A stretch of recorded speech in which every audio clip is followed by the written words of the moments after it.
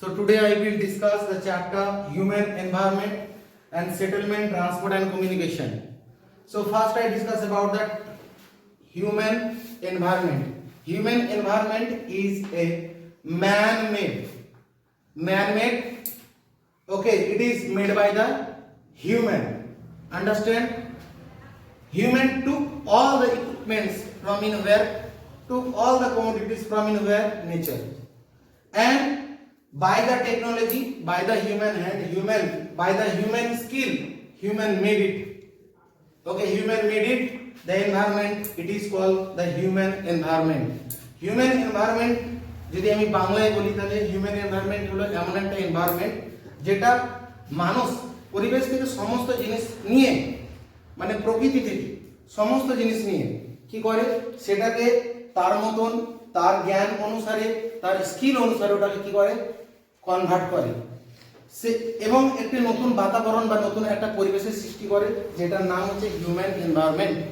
ঠিক আছে, তো human environmental example, so human environmental example like building, bridge, highway, transport, communication and different type of home and houses and more many things. এগুলো হচ্ছে কি human এনভায়রনমেন্টালের একটা অংশ। So এই হলো হিউম্যান এনভায়রনমেন্ট। আর হিউম্যান এনভায়রনমেন্টাল ক্রিয়েটের ফলে কি হয়, এই ধরনের জিনিস তৈরি হয়। এক সেটেলমেন্ট, দুই নাম্বার হচ্ছে ট্রান্সপোর্ট, তিন নাম্বার হচ্ছে communication. So first I discuss about the settlement. তো settlement means where the people live. Where the people live, people made their home or people made their shelter. It is known as settlement. So settlement have the two types. Number one, urban.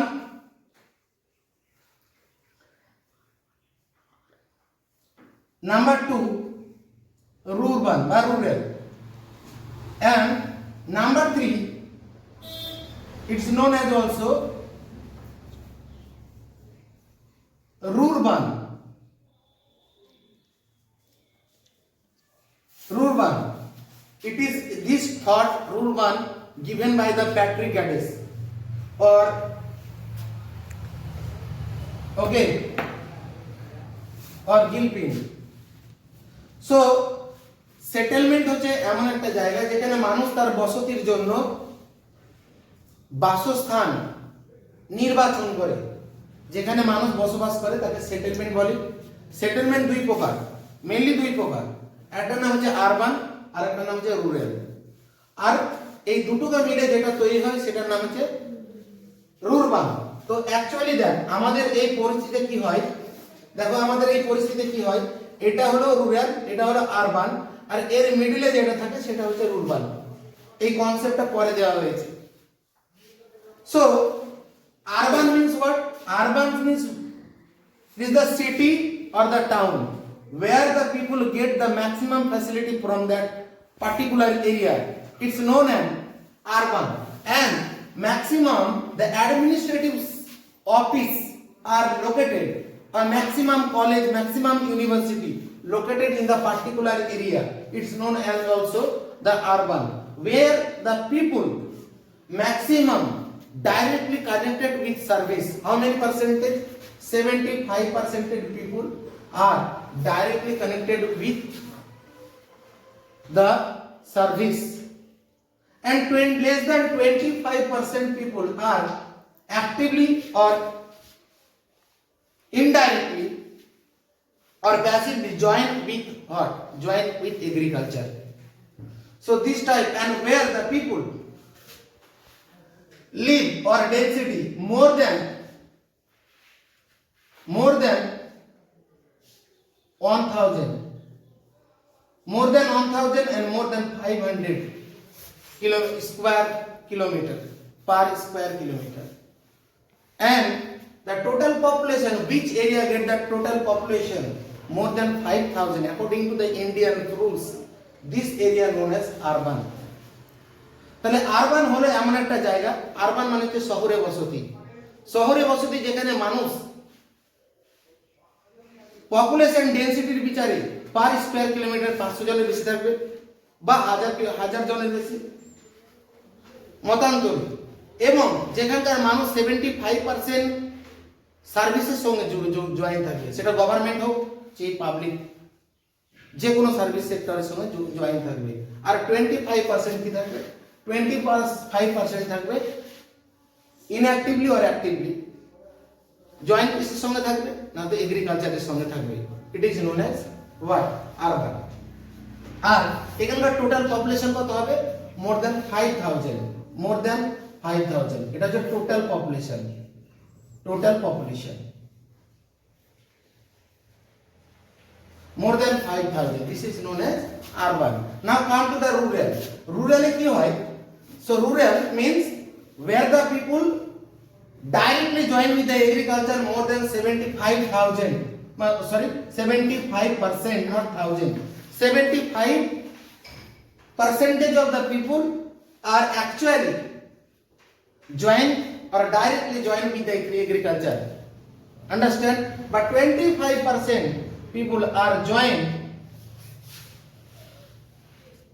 by the different type of service of public or government, and this area's total number of the population are less than 5000.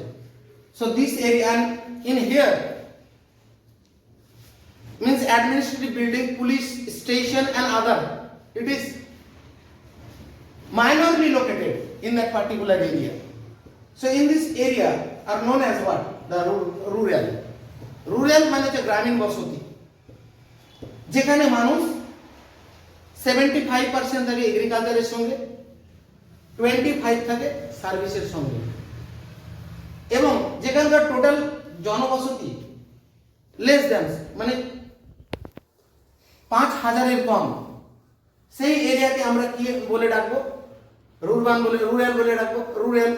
এবং এই area আরেকটা গল্প হচ্ছে যে খুব minor মানে খুব কম পরিমাণে administrative police administrative office like police station, BDO office, এগুলো খুব কম গ্রামে উপস্থিত। ক্লিয়ার? তো এই হলো রুরবানের ব্যাপার। এবং পরে যেটা আসবো সেই জায়গাটার নাম হচ্ছে রুরবান। তো রুরবান কি হয় না, তো একটা দূরে গ্রাম আছে আর একটা শহর আছে, তার মিডলে যে এরিয়া পড়ে সেটাতে কি থাকে, ইনফ্লুয়েন্স অফ দা গ্রামের কিছু ইনফ্লুয়েন্স থাকে এবং শহরের কিছু ইনফ্লুয়েন্স থাকে। তো ওই দুটোর সংমিশ্রণে এই গ্রামটা তৈরি। এটা অ্যাকচুয়ালি একটা গ্রাম, কিন্তু এর ইনফ্লুয়েন্স গ্রামেরও পড়ে শহরেরও পড়ে 50-50 করে। তার জন্য এখানে এই গ্রামের পরিবেশও আর দেখা যায় না, শহরের পরিবেশও অনেক সময় দেখা যায় না। আমরা যদি এক্সাম্পল হিসেবে নিই তাহলে আমরা মুরারইকে নিতে পারি। মুরারই কেমন, মুরারই, মল্লারপুর এই অঞ্চলগুলোকে নিতে পারি। সেখানে না শহর, মাড়গ্রাম, সেখানে না শহর সে না গ্রাম। কি এটা রুরবানের মধ্যে পড়ে। সেখানে আমরা গেলে শহর বসতি, শহরের কিছু বৈশিষ্ট্য লক্ষ্য করতে পারবো এবং গ্রামের কিছু বৈশিষ্ট্য লক্ষ্য করতে পারবো। তো ওই অঞ্চলকে আমরা না রুরাল বলতে পারবো না বলতে পারবো urban. So this area known as what, the Mallarpur, Murarai and Margram, this area known as what, this area known as rurban. Clear? এবার আমরা একটা জিনিস জানবো যে মানুষ মাইগ্রেশন করে। What is the migration? Migration means when the people migrate from one place to another place by the permanently or temporary, it is known as migration. When the people exchange it place, one place to another place, মানে যখন মানুষ কি করে এক জায়গা থেকে অন্য জায়গা ভ্রমণ করে, মানে এক জায়গা থেকে অন্য জায়গায় যায়, সেটা টেম্পোরারি হতে পারে বা পার্মানেন্টলি হতে পারে, দ্যাট ইজ কল্ড মাইগ্রেশন। তো আমাদের এই এটার উপরে মাইগ্রেশনটা হচ্ছে পপুলেশনের সঙ্গে যুক্ত। তো এই মাইগ্রেশনটা যুক্ত কাদের কোথায় আছে না, তো আরবান টু রুরালের মধ্যে আছে। এখানে সবথেকে বেশি মাইগ্রেশন কোথায় হয় না, তো ভারতবর্ষে সবথেকে মাইগ্রেশন হয় রুরাল টু আরবানে। মানুষ গ্রাম থেকে শহরে বেশি ছুটে যায়। কিন্তু আমরা যদি ব্রিটেন দেখি ওখানে উল্টো। ব্রিটেনে কি হয় না, তো গ্রাম থেকে মানে শহর থেকে গ্রামে চলে আসে মানুষ বেশি। কারণ ওটা কি, ওটা হচ্ছে অ্যাকচুয়ালি মেগানোপলিস, মানে একদম মেগানোপলিস, মানে পুরো দেশটাই অ্যাকচুয়ালি মানে অ্যাকচুয়ালি মিউনিসিপ্যালিটির মতন। ক্লিয়ার? এবার আমরা এর পরবর্তীতে যাব কি, ট্রান্সপোর্ট। সো ট্রান্সপোর্ট হলো কেমন, তাহলে সেটেলমেন্ট আমরা পেলাম, সেটেলমেন্ট সম্পর্কে জানলাম, where the people build the home. So this is known as settlement for their living life. Okay, so যেখানে মানুষ তার বসতি স্থাপন করে বসবাস করার জন্য, সেটাকে বলে সেটেলমেন্ট। সেটেলমেন্ট তিন প্রকার আমরা আলোচনা করে নিয়েছি। এরপরে কি আসবো? Transport. Transport means when the people actually they wants to migrate from one place to another place, not only the things but also the people and the goods, the human needs to migrate to one place to another place. আমরা যদি নলাটি বা মোরারের কথা ভাবি, তাহলে মোরারে এমন কিছু জিনিস হয় যেটা নলাটিতে পাওয়া যায় না, বা নলাটিতে এমন কিছু জিনিস হয় যেটা মোরারে পাওয়া যায় না। তখন কি করি?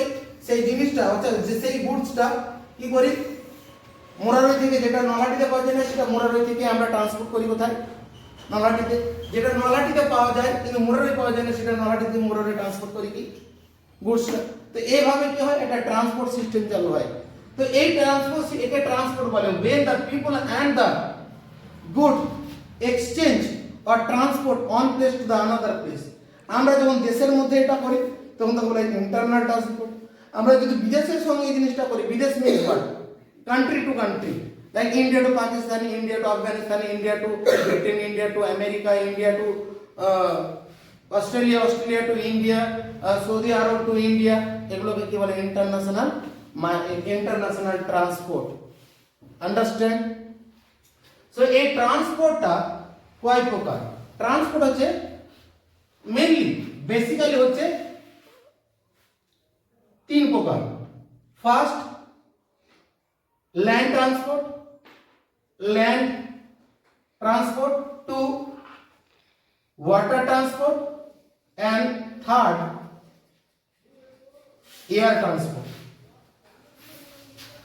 So land transport is divided by the two different categories, one road and other one rail.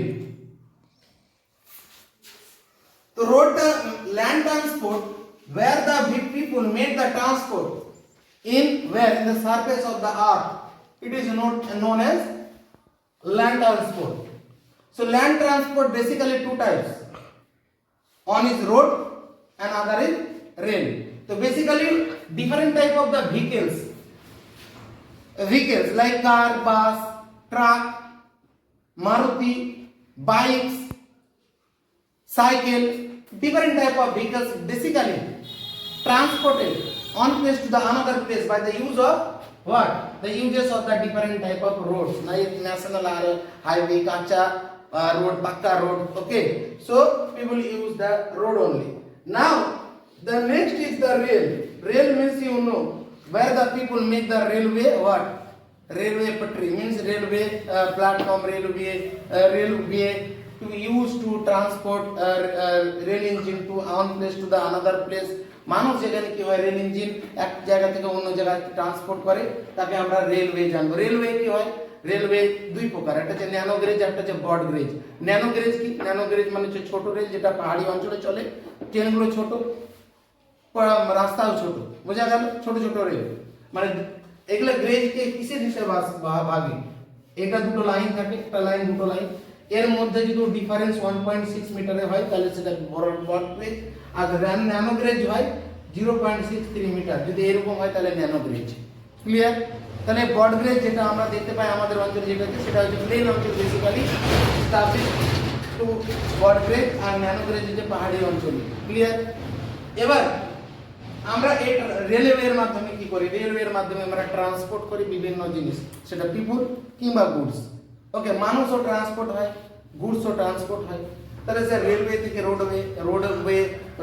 Roadway তো ছিল, তাহলে রেলওয়ে কেন বানানো হলো? দেখো, ভারী এবং একসঙ্গে অনেক মাল সাপ্লাই দেওয়ার জন্য রোড ইজ নট গুড, আর রোডে মেইনটেনেন্স খরচা রেলের থেকে অনেক বেশি। রোডে সারা বছর বারবার মেইনটেনেন্স খরচা করতে হয়, কিন্তু রেলওয়েতে একবার করলেই অনেক দিন টিকে যায় এবং অনেক গুডস একসঙ্গে আমরা এইখান থেকে দূরবর্তী অঞ্চলে ট্রান্সপোর্ট ইজিলি করতে পারি। বুঝা গেল? এর জন্য রেলওয়ে ইউজ করা হয়। ক্লিয়ার? এবং রেলওয়ে খরচা কম বলে অনেক কিছু সুবিধা ফ্যাসিলিটি অনেক বেশি। তোমরাই লক্ষ্য করবে বাসে ভাড়া অনেক, কিন্তু যদি এখান থেকে যদি আমি নলাটি যাই দেখা গেল 20 টাকা নিয়ে নিল, কিন্তু যদি আমি নলাটি থেকে রামপুরহাট যাই তাহলে সেখানে হয়তো বাসের ভাড়া হয়তো ডবল, কিন্তু রেলের ভাড়া তার থেকে অর্ধেক। এটার কারণটা হচ্ছে তাই, কারণ খরচাটা অনেক কম। এবং অনেক মাল একসঙ্গে কি হয়, অনেক গুডস একসঙ্গে এক জায়গা থেকে অন্য জায়গায় ট্রান্সপোর্ট ইজিলি করা হয়। এটা গেল 2 নাম্বার ওয়াটারওয়ে। দেখো ওয়াটারওয়ে যতগুলো ওয়ে আছে, whatever the ways are there, the waterway is most cheapest and most oldest way in the earth. পৃথিবীর মধ্যে সব থেকে ওল্ডেস্ট এবং সব থেকে সহজলভ্য এবং সহজলভ্য মানে খরচা সব থেকে কম যদি বলো তাহলে হচ্ছে ওয়াটারওয়ে। সহজ নাম্বার 1, সব থেকে সহজ এবং সরল পথ 1। 2 নাম্বার মেনটেনেন্স খরচা নাই বললেই চলে, আছে কিন্তু তার পরিমাণটা অনেক কম, তার জন্য ওয়াটারওয়ে সব থেকে খরচা বা মেনটেনেন্স কি অন্যান্য থেকে অনেক কম, চিপলি। বোঝা গেল? এবং বিদেশ থেকে ইন্টারন্যাশনাল ট্রেডের ক্ষেত্রে বা ইন্টারনাল ট্রেডের ক্ষেত্রে ওয়াটারের ব্যবহার সব থেকে বেশি, এবং বিদেশ থেকে মাল আমদানি রপ্তানির জন্য ওয়াটারওয়ের বেশি ইউজ হয়। দেখো অনেক দেশ আছে যেগুলো হচ্ছে ভারত থেকে কোনো ল্যান্ডের কানেকশনই নাই, লাইক অস্ট্রেলিয়া। তাহলে ওদের সঙ্গে আমাদেরকে বিজনেস করতে হলে কি করতে হবে, হয় এয়ারওয়ে করতে হবে, না হলে হচ্ছে ওয়াটারওয়ে। কিন্তু এয়ারওয়ে জানো ভালো করে যে এয়ারওয়েতে কি হয়, কস্টলি এবং বেশি মাল কিন্তু গুডস বহন করা যায় না। যেগুলো খুব দামি প্যাসেঞ্জার, খুব দামি গুডস বা প্যাসেঞ্জার, সেগুলো কেবলমাত্র এই এয়ারওয়ের ব্যবহার করা যেতে পারে। যেমন ডায়মন্ড যদি বলো, গোল্ড বলো, তাহলে অল্প পরিমাণ গোল্ড, তাহলে এয়ারওয়ে ব্যবহার করা যেতে পারে। কিন্তু বেসিক্যালি ওয়াটারওয়ে হলো সব থেকে চিপেস্ট এবং সব থেকে সহজ সুবিধাজনক মানে ওয়ে। ক্লিয়ার? এবার এয়ারওয়ে সব থেকে হাইয়েস্ট মেনটেনেন্স খরচা, সব থেকে বেশি চিপ মানে চিপ নাই মানে তোমাদেরকে যদি বলো সব থেকে বেশি হাইয়েস্ট পেড এয়ারওয়ে এর মাধ্যমে হয়। which way we made from in the sky or in the we use just the atmospheric layer, and we use the sky, we use the atmosphere to travel one place to the another place. This way are known as what, the airway. বুঝা গেল? Airway এর ব্যাপারটা clear হয়েছে। তাহলে airway সব থেকে হচ্ছে costly, বুঝা গেল, এবং বেশি ভারী মাল ট্রান্সপোর্ট করা যায় না। কিন্তু এটাও ভালো, এটাও বেশি সুবিধা যে কোনো জায়গা তুমি যেতে গেলে এয়ার মাধ্যমে গেলে সব থেকে বেশি কম টাইম নেয়, এটা সুবিধা। কিন্তু অল্প টাইমের মধ্যে তুমি যে কোনো জায়গায় ট্রাভেল করতে পারো। অন্যান্য যতগুলো ওয়ে আছে তার মধ্যে এয়ারওয়ে হলো একটা এমন ওয়ে যার মাধ্যমে কিন্তু মিলি সেকেন্ডের মধ্যে বা সামান্য সময় খরচা করে তুমি এক জায়গা থেকে অন্য জায়গায় ট্রাভেল করতে পারবা ইজিলি। বুঝা গেল? এটা একটা সুবিধা।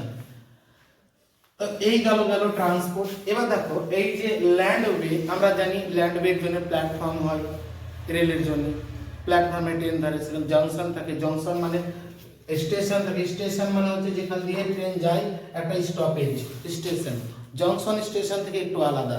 কেমন আলাদা না, তো জংশন হচ্ছে যখন বিভিন্ন লাইন একটা জায়গায় গিয়ে জয়েন হয়, একটা জায়গায় যেমন নলাটি থেকে একটা রাস্তা গেছে আজিমগঞ্জ, একটা গেছে মালদা, তাহলে দুটো রাস্তা হয়ে গেল, তাহলে এটাকে বলবো জংশন। জংশন মানে হচ্ছে ট্র্যাক যখন মেন ট্র্যাক যখন ভাগ হয়ে যায়, বুঝা গেল, তখন তাকে বলে জংশন। কিন্তু যেখানে ভাগ হয় না তাকে কি বলে, তাকে স্টেশন বলে। ক্লিয়ার? হ্যাঁ, মুরারই জংশনের স্টেশন, মুরারই হচ্ছে স্টেশন, কারণ মুরারই থেকে এইভাবে কোনো মানে রেল দুই ভাগে ভাগ হয়ে যায় নি। Clear? Now come to the point. তেমনি আমরা রোডের মেনও অনেক স্টেশন দেখতে পাবো। রোডের বাস স্টপেজ, বিভিন্ন স্টপেজ আছে, নলাটিতে আছে, রামপুরহাটে আছে, লোকাল বাসে তো গ্রামের মোড়ে স্টপেজ আছে, এরকম অনেক স্টপেজ আছে। যদি আমি এবার ওয়াটারের দিকে আসি, তাহলে ওয়াটারের জন্য দুই ধরনের ইউজ করা হয়। পোর্ট, ওয়াটারে কি ব্যবহার করা হয়, পোর্ট। কি পোর্ট না, তো হচ্ছে তোমার ওয়াটার পোর্ট। বুঝা গেল? সমুদ্রের কি হয়, পোর্ট কয় প্রকার, দুই প্রকার, ন্যাচারালি পোর্ট আর হচ্ছে আর্টিফিশিয়াল পোর্ট। ন্যাচারালি পোর্ট মানে কি, যেমন ধরো ন্যাচারালি পোর্ট যদি বলি বিশাখাপত্তনম, তো ন্যাচারাল পোর্ট। পোর্ট মানে হচ্ছে যে সমুদ্রের যে অংশ ল্যান্ডের সঙ্গে কোস্টাল এরিয়া টাচ করে থাকে, কিন্তু ওই অংশে দেখা গেল যে পাহাড় অঞ্চল, এখানে নামও খাল অনেক আছে, অটোমেটিকভাবে এরকমভাবে তৈরি করা আছে। আমরা কি করি, দিয়ে এটা শুধু লেভেলিং করে দিই। লেভেলিং করলে কি হয় না, তো নদী সমুদ্র দিয়ে ইজিলি কি হয়, এই পোর্টে গিয়ে ওয়াটারওয়েগুলো আসে এবং এর থেকে মাল বা গুডস ইম্পোর্ট বা ইম্পোর্ট বা এক্সপোর্ট করা হয় দেশের সঙ্গে, ইন্টারনাল বা ইন্টারন্যাশনাল। ক্লিয়ার? এটা হচ্ছে ন্যাচারাল পোর্ট। কিন্তু যদি বলি আমি, তাহলে স্যার একটা যদি আমি এইদিকে যাই মুম্বাইয়ের দিকে, দেখো মুম্বাইটা হচ্ছে একটা ন্যাচারাল পোর্ট, কিন্তু যদি মুম্বাইয়ের পর আর একটা পোর্ট আছে যেটা তোমার প্রায় মুম্বাইয়ের নিকটবর্তী আছে, এটাকে হচ্ছে তোমার নেহেরু পোর্ট বলে, মুম্বাই থেকে একটু গিয়ে। তো এটা নেহেরু পোর্ট, এটা হচ্ছে আর্টিফিশিয়াল পোর্ট। বোঝা গেল আর্টিফিশিয়াল পোর্ট কেমন?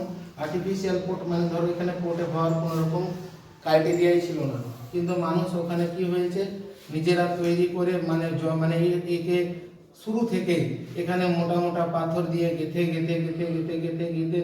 বিভিন্ন প্লাস্টার করার পর এখানে একটা পোর্ট তৈরি করেছে, that is call artificial port. বোঝা গেল? সো এখানে অটোমেটিক তৈরি হয়েছিল, শুধু খালডিগুলো সমান লেভেলিং করে দিয়েছে, কিন্তু এখানে শুরু থেকেই তৈরি করতে হয়েছে, that is call artificial. Clear? ইন্ডিয়াতে অনেক পোর্ট আছে, তামিলনাড়ুতে 3টা পোর্ট আছে, ঠিক আছে, চেন্নাই পোর্ট আছে, তারপরে তিতুকুরিয়ান পোর্ট আছে, আর কি পোর্ট আছে, ইলোরা পোর্ট আছে, আর কি না তো বিশাখাপত্তনম পোর্ট আছে, উড়িষ্যায় একটা পোর্ট আছে তার নাম হচ্ছে পারাদ্বীপ, আমাদের আছে হলদিয়া কলকাতার ওখানে, বা কলকাতা পোর্ট, কলকাতা হলদিয়া দুটো। বুঝা গেল? কলকাতা হলদিয়া বা কলকাতা একটাই বলতো, কলকাতা পোর্ট বা হলদিয়া পোর্ট দুটো। আর একটা কি আছে, আর কি আছে স্যার? মুম্বাই পোর্ট আছে, এখানে মুম্বাই পোর্ট। আর কি বলেছিলাম? এটা বলেছিলাম নেহেরু পোর্ট। তারপরে আছে তোমার মর্মাগাঁও পোর্ট, ওটা আবার কোথায় আছে? মর্মাগাঁও স্যার গোয়ায়, গোয়ায় আছে মর্মাগাঁও পোর্ট। ক্লিয়ার? আর উড়িষ্যায় পারাদ্বীপ। এদের মধ্যে তোমার যদি আমি একটা কথা বলি, ভারতের সব থেকে বড় পোর্টের নাম কি? যদি প্রশ্ন করে which is the largest port in India according to the water, not this is not airport, this is called water port, মানে হচ্ছে তোমার শিপ পোর্ট, শিপ আর বোট। তাহলে সব থেকে শিপের বড় পোর্টের নাম হচ্ছে ভারতের মুম্বাই পোর্ট। ঠিক আছে?